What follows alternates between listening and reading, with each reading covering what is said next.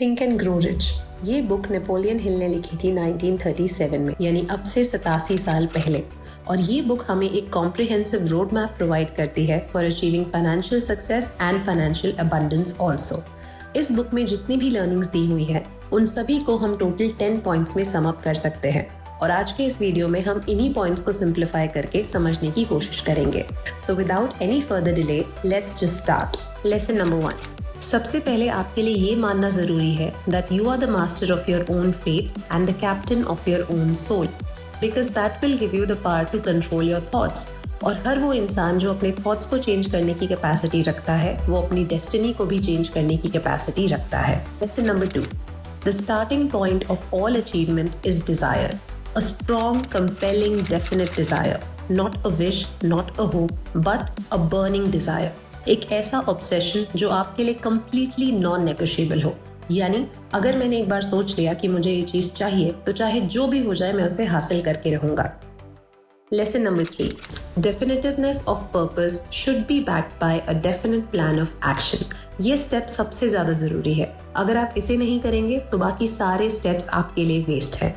एक बार आपको क्लैरिटी आ गई कि आपका पर्पस क्या है और आप कन्विंस हो चुके हैं कि आपके अंदर एक बर्निंग डिजायर है उसे पोजेस करने की, तो इमीडिएट नेक्स्ट स्टेप आपके लिए आता है अपने लिए एक definite plan of action create करना। आपका प्लान वेग नहीं होना चाहिए, बहुत स्पेसिफिक होना चाहिए और उसमें आपको फेथ होना चाहिए। शुरुआती पॉइंट आपके लिए ये हो सकता है कि आप एक शीट ऑफ पेपर लीजिए और उस पे अपने गोल्स को क्लियरली मेंशन करिए और कोशिश करिए कि दिन में एटलीस्ट 2 बार आप ये पेपर जरूर पढ़ें।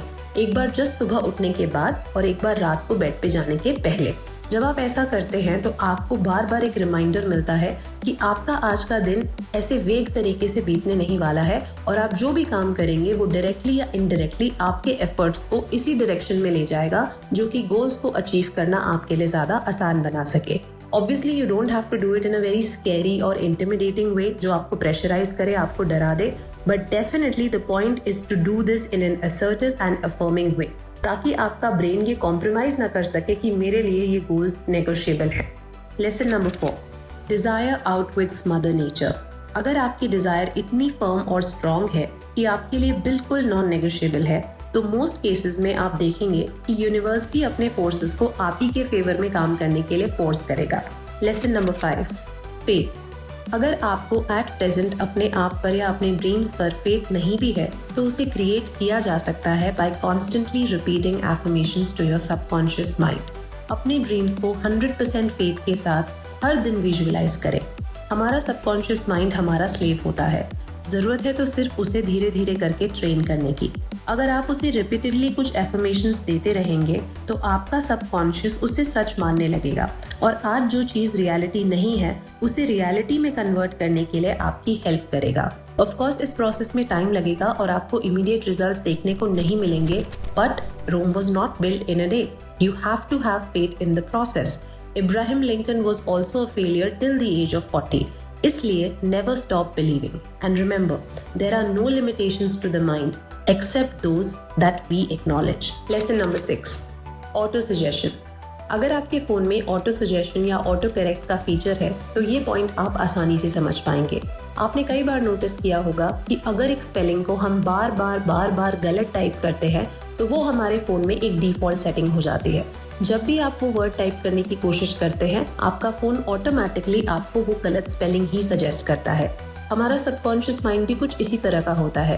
सालों से हमें जो चीजें सिखाई गई हैं, ऑफ कोर्स हमारा माइंड उन्हें सच मानने लगा है और हम ये मानने लगे हैं कि शायद अपनी डेस्टिनी को बदलना या इन चीजों को बदलना उतना आसान नहीं है, जबकि आपका माइंड भी ऑटो सजेशन मोड पर ही काम करता है। यानी आज की डेट में अगर आपको लगता है कि आपका माइंड एक सर्टेन वे से सोचने के लिए ट्रेन हो गया है, तो it is definitely possible for you to rechange it also.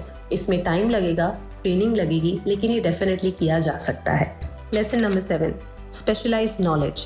इस दुनिया में 2 तरह की नॉलेज होती है। एक होती है जनरल नॉलेज और दूसरी होती है स्पेशलाइज्ड नॉलेज।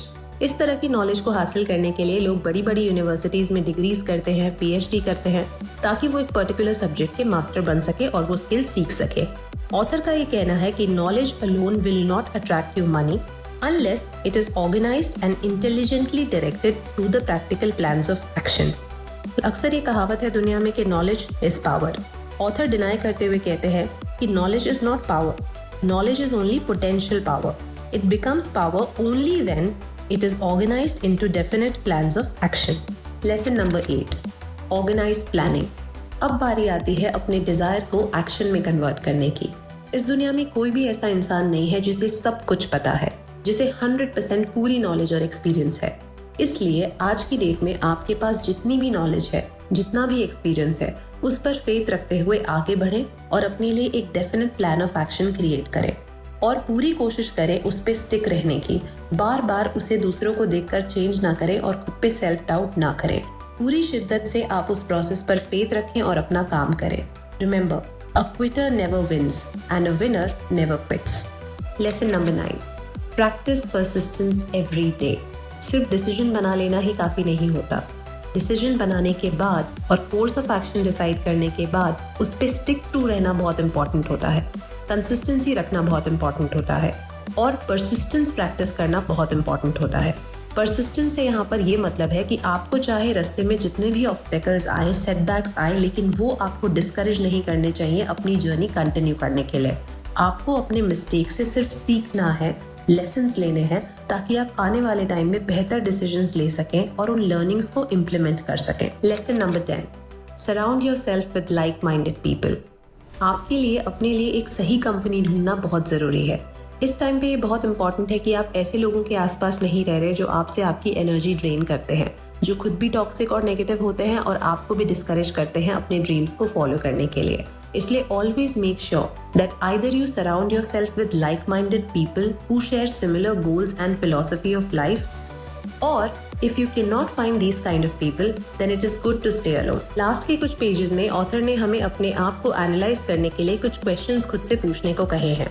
इन्हें एक सेल्फ एनालिसिस टेस्ट के फॉर्म में दिया हुआ है. ऑथर हमसे कहता है कि खुद को अच्छे से जानने के लिए आप अपने आप से कुछ क्वेश्चंस करें, जिससे आपको ये जवाब मिल पाएगा कि आप कौन से स्किल्स के लिए फिट हैं, किस तरह के काम आपको सूट करते हैं जो आपको शायद करने चाहिए, और क्या चीज़ें आपसे नहीं हो सकती जिन्हें आप या तो कैंसिल आउट कर सकते हैं या इम्प्रूव कर सकते हैं. ऑथर कहता है कि खुद को जानना सबसे बड़ी पावर होती है और इसी के बाद आप एक अच्छे करियर का चुनाव भी कर पाएंगे. जैसे कि अक्सर वो ऐसी क्या चीज़ है जिसके बारे में आप कंप्लेन करते हैं. अक्सर लोगों में ऐसा कौन सा फ्लॉ या फॉल्ट है जो आपको पसंद नहीं है. अक्सर अपने काम में आप किस तरह की मिस्टेक्स करते हैं. कौन सी ऐसी मिस्टेक्स हैं जो आप जितना भी ट्राई कर ले फिर भी आप कर ही बैठते हैं.